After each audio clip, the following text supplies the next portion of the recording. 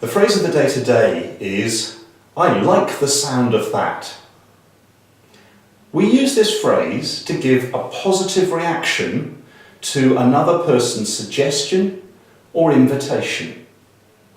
For example, you are speaking to a group of friends about your plans for the weekend, and one of them suggests going on a shopping trip to London. And you could say, I like the sound of that.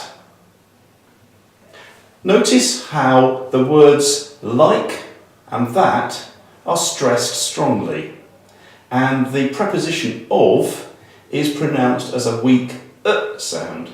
So you say, I like the sound of that.